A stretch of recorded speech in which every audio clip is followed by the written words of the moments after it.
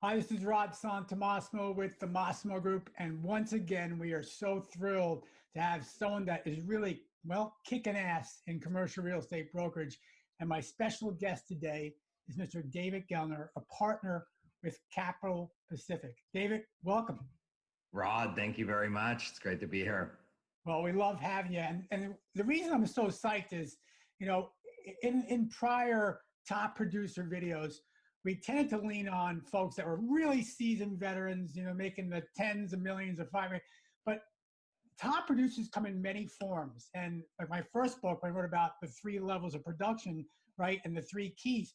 You definitely fit in what I consider now the new top producer, someone who's recognizing where they are in their career.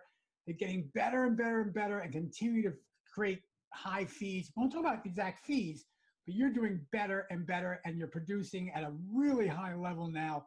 So I'm excited to get started. So David, let's get started. Before we get into brokerage, tell us about David. Where were you born? What did you like to do? Yeah, absolutely. I grew up in a small town about 40 minutes away from Seattle called Lake Stevens, Washington.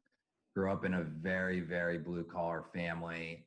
Dad worked in the construction industry with an impeccable work ethic. And so I went the traditional route, went to school, did okay, you know, B plus student maybe, and graduated high school and didn't really know what I wanted to do with my life. So I joined the fire department of all things and went through what we'd consider an apprenticeship program. And then I worked in a fire department close to home for about 3 years after high school while going to college and getting my degrees and all of that for the fire science. And then 2008, 2009 came along and essentially a lot of people lost their jobs. And I was, you know, a younger guy in that career and no one was hiring for a very long time, it looked like, and which ended up being true. And so I went to college. First one in my family to go to college and graduated with a communications degree. And something in my senior year of college just hit me. And I got the investment bug and especially real estate investment bug. And I didn't know anyone in commercial real estate at all, zero. I knew one person in residential just in our small town. And so I basically reached out. I didn't know what to do. I just reached out to older brokers on the internet. I cold called them from out of state and said, hey, what should I do? Where should I go? And took a bunch of interviews with bigger companies and essentially ended up landing a position as an associate broker at a local company in Seattle. Well, fantastic. And first and foremost, congratulations on being your first in your family to go to college. That's fantastic. And more importantly, thank you for your service as a firefighter. So it's funny because a lot of brokers who work in that chaotic world live in a world they think they're always putting out fires. And I say, you have no idea what it means to put out fires, first and foremost. So what would you take? Well, before I get there, let me ask you a question, because I saw a quote on your website. Let's go back to your childhood. You're the smallest kid with the biggest mouth. So, oh God. Tell me about that comment. Smallest kid with the biggest mouth. Why, and how has that helped you succeed? Yeah, I mean, I literally I don't think I broke 100 pounds until my junior year of high school. I was the late bloomer and I did have a big mouth. I've been always a very tenacious person with no filter, very little filter, frankly. And, you know, that's just, if I believe in something or I believe something's right, I'm going to speak it. And in high school and middle school, when you're the smallest guy, that a lot of times doesn't put you in a very good position. So I think looking back at that, I mean, I've always been this far back able to make friends or at least see common with people, probably because I had to talk my way out of a lot of situations. But also that's because you were small. That was the way of the world. You got to learn to connect with people and learn to communicate. Well, fantastic. So you're learning to communicate. Then you become a firefighter. Then you go to a local firm. And what was your first experience with commercial real estate in that local firm? Was it everything you thought it would be? Tell me about that. Yeah, it was. So, I mean, it was not what I thought it would be. I was going a marketing a route with kind of a tech firm startup, and saw the technology in Seattle and the high pace and kind of that environment, and the local firm and where I started. It was kind of a real punch in the face, so to speak. Basically was handed a phone and said, here's the business, and call a bunch of people and figure it out. And it was jumping in the deep end with cold water, and not what I expected at all, right? Going from college where they tell you pretty much how to do anything, to commercial real estate, which is figure it out. Okay. So how did you figure it out? Well, I signed up for the new to business program with you about 5 years ago because I wasn't figuring it out. And at that firm, I was doing something different than what they were known for. They were doing primarily leasing. I was doing investment sales. I wanted to be in investment sales because I love the investment side of the business. And so I joined new to business, and quickly, basically for the first couple of years, worked easily 6, 7 days a week, like probably we all did, on weekends, building my database, and quickly realized that there's some fundamental principles and foundations to the business that would hopefully guarantee me success. Well, let me take a step back. By new to business, you're referring to the Massimo Group new to business program, coaching program for those new to business. So I did not disclose earlier. I should have disclosed this, and I always do.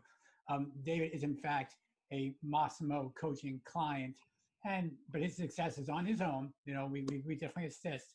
But David, you said like everybody else, and this is not the case. You said like everyone else when you started out, you were working 6, 7 days a week.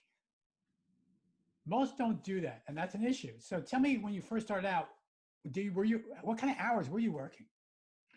Yeah, I mean, to give you a better idea, and maybe to backtrack a little bit from my background. So I went to the first one to go to college in my family, and my parents, I was very, very fortunate to have them help me do that. And I got out of college with a degree and got home and said, hey, mom and dad, I want to go into real estate.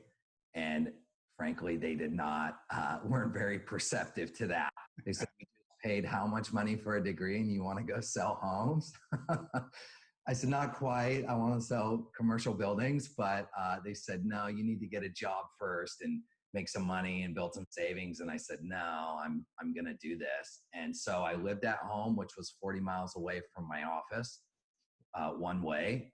And I did that for 2 years. So it would take about an hour drive one way. I'd leave at 6 a.m. I'd get to the office at 7 a.m.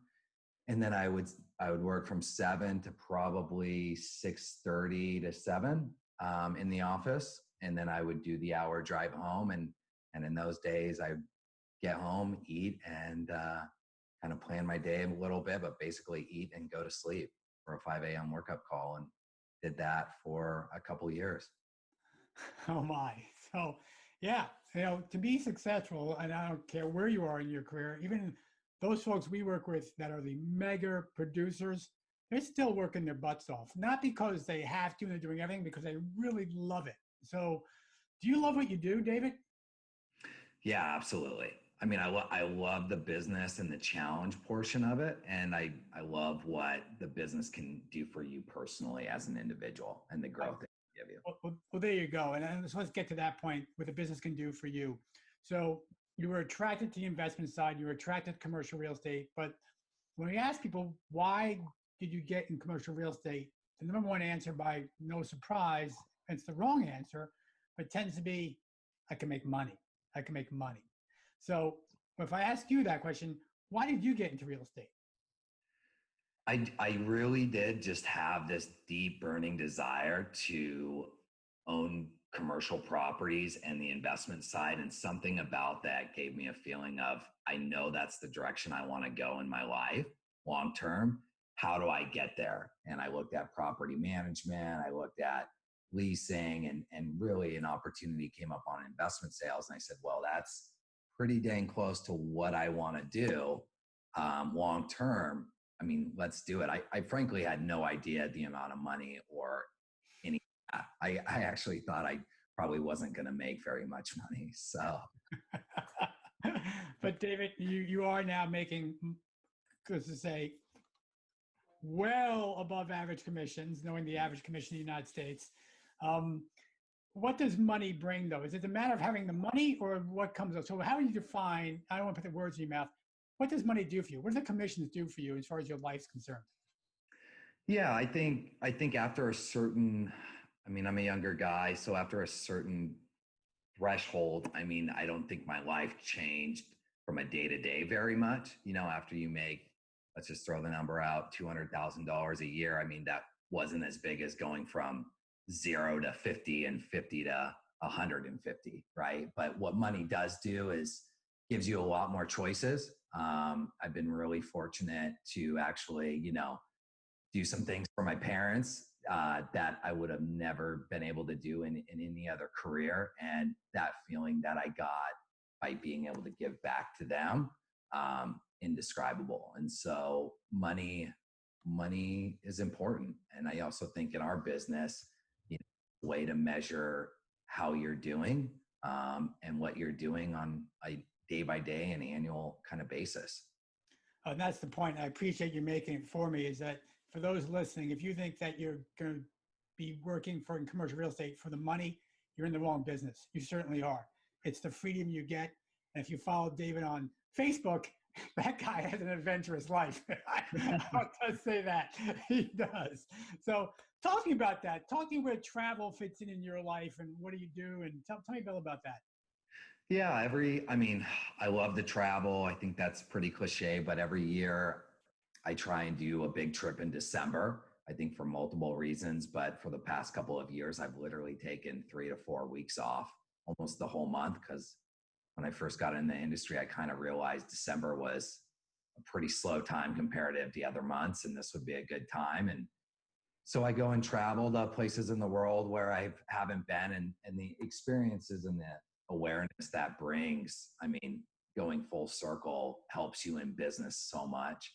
And it also, what I found was when my first year I did it, by disconnecting for a certain period of time, whether that be, it seems like after about a week and a half to 2 weeks, you're able to get extremely clear, not only on a business level, but personal level. And when I did that, I just started seeing things when I was reviewing my business and my life in general during that time very, very clearly, basically stepping out of the weeds, getting clear and without all the distractions in a new environment. It was game changing, and it's an incredible experience. Well, that's awesome. Let's get to it. Let's get to how we grew this incredible practice, how you grew your practice. So let's talk about some of the fundamentals first and foremost.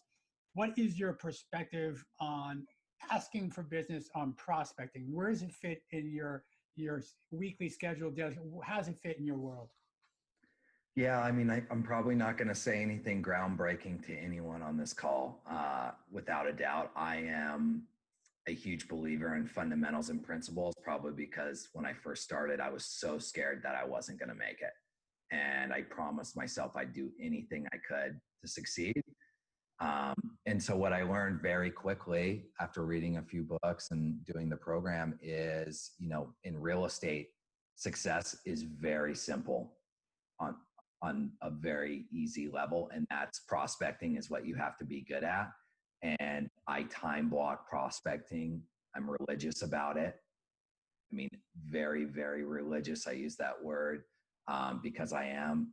Right now it's 9 to noon, 8:30 to noon every single day, no matter what. And yes, there's days that I miss if I'm doing, you know, weekly a tour or, you know, maybe a 2-day thing, but I am very, very religious about that. And it's been the number one driver of the success for me without a doubt. Congratulations on having that discipline. It's so important to be successful. And we know, because we track, you know, truly thousands of iterations of activities with our clients across North America, prospecting still is the number one revenue generator by far, by the way, with the second, we're not going to talk about that, but the second where that is, but number one generator of revenue in commercial real estate is the prospect call. It just is. So you're calling every day.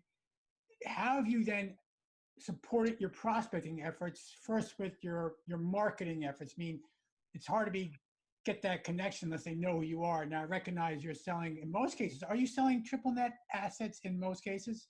Yeah, I mean, my business is about 50% single tenant triple net and then 50% larger shopping center type assets. Okay, so you're talking really about the numbers game, but you're selling the listings, you're selling the product, the opportunities. So how do you put an envelope around your prospecting efforts? How do you support with your personal marketing efforts? What exactly do you do? Yeah, I mean, so from the start, I mean, at the time, I just figured I'd call anyone and everyone and say, "Hey, I'm David Gellner," and didn't have the best luck, but you would be very surprised on, I learned very quickly, I mean, timing is everything in the business. And sometimes you can call an individual and they literally say, "Hey, I'm thinking," funny you said that, "I'm thinking of selling right now." And that's how I've got a few of my first sales right off the bat. Right now, my prospecting routine is pretty much, I always call with a purpose and a reason, and mainly doing leveraging. So if I have a property I'm selling, I'll leverage that to all nearby owners with a direct call, direct email, and then if I can't get a hold, direct mail. And just staying in front of people and owning a space is my number one priority right now. Okay, perfect. Look, I just came back from a event that I invested in with Gary Vaynerchuk. Do you know who Gary is? I do, yeah, absolutely. So I had a chance to meet him one-on-one, and we talked for a great deal, and then in a small group, and later in a big conference. But if you know Gary, he's all about social media presence, content, volume. It's different for everybody. It absolutely is. In your world, where, if at all, does social media fit in what you do? Yeah, I mean, I think LinkedIn over especially the last year to two has been more and more important for my business and brand and kind of sphere of influence. But mainly that's focused on at least the individuals, my clients, my specific clients. Most of them aren't on LinkedIn or social media. I mean, they're not. Mm-hmm. But really that audience is focused more for the professional and my referral network and other brokers. And so every closing, every kind of new listing, I put it out there, and it's pretty interesting to see in the last 24 months, I'll go to an event and people are watching and I'm watching what people are doing. And I think email is kind of getting less and less effective, or more, there's just too much of it these days. And so in order to set yourself apart, I mean, Gary Vee is totally correct. Social media is going to be a bigger driver for our business without a doubt. Yeah, and the scary thing is he actually suggested, because I asked the question, that folks like you and I should be using LinkedIn for business to business, absolutely, a different message. Obviously, Facebook, and you're doing a wonderful job there as far as just being authentic, who you are. And we know who you are. And believe it or not, Instagram is really where men between 25 and 55 specifically, and women, of course, are really hitting that platform. And Twitter, we know that as well. So, not necessarily Pinterest, but Twitter. So there's things to think about how we grow. But like you said, you got to set your message and use different messaging for different channels. And you do a great job in doing what you do. Okay, so we have your prospecting issues. You're really disciplined every day. You're banging the phones away, getting out, making connections. You engage around that with a campaign of putting things out on LinkedIn and using your Facebook for your authenticity. So now let's talk about your support. I mean, that's a lot of work for one person to do. How do you get support, and how do you leverage others? Yeah, I'm very fortunate to be at the firm that I'm in, and essentially Capital Pacific, my company. It's basically founded to support the brokerage team, meaning they've created a system where essentially my main job is what it should be, which is go and prospect, find and win business, and execute.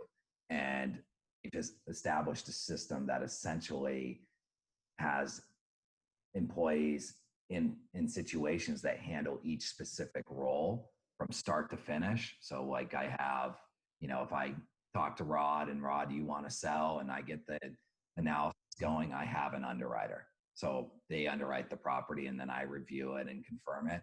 We have a full marketing department that in-house creates custom marketing packages. We have a full research team that basically, if I need a number or need someone to look up and track all the sales, they'll send me all that immediately. And then transaction coordinator is a huge one too. So I have literally a transaction coordinator who writes every offer, writes all kind of the PSAs and all that for attorney review, just does so much. Because one thing that has become, even when you're doing, last year, 28 transactions, I mean, there was times where I felt like I could barely keep up even with the staff, because it's so easy to get caught in the weeds. And so if you don't have a team around you handling a huge time portion of the business, you're never going to be able to produce at what you could. Fantastic. So you're focusing on what you do best and what you enjoy the most. Without a doubt. Yeah. I'm don't want to do any of that other stuff, but prospect and meet people and win business. So David, you've been doing this now specifically at Capital Pacific for 4 years. You have implemented a very disciplined approach to your practice. You focus on fundamentals, which I will share with everyone. And look, this is a Duke guy saying this, so understand how much I believe this. One of my favorite quotes comes from Michael Jordan, who of course is the UNC guy. And he says, look, I just happen to do fundamentals more often and better than anybody else. That was his whole definition of how he was successful. He practiced every foul shot, he practiced every drive. He just practiced, and that's what you're doing as well as fundamentals. And that's true across the board for our top producers. They just do fundamentals more consistently and better than anybody else. So for those looking for the silver bullet, I hate to tell you, it's really more of a silver buckshot. A lot of little things you got to do to really be successful. David, what happens where are we going in the future? What's next for David Gellner? What's the next 5 years look like for you?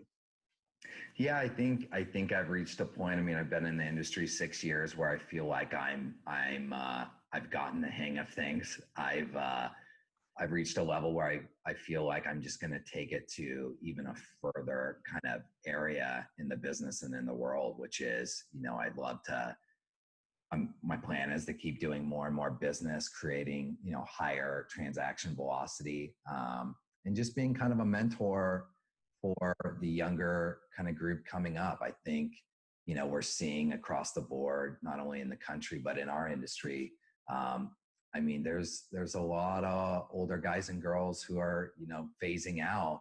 And I think commercial real estate as an industry, it's just not, I think it's overlooked by a lot of good talent, a lot of young people. And I love to kind of be a mentor for individuals who want to get into it, to help and talk to them and guide them anywhere I can. I think that's really important to me. Well, that's fantastic.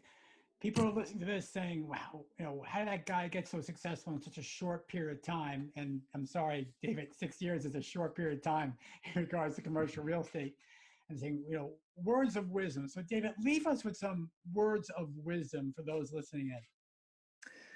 Yeah, I mean, it's super boring, everyone listening, but it's literally the principles, the consistency. I mean, that is everything. I have a morning routine.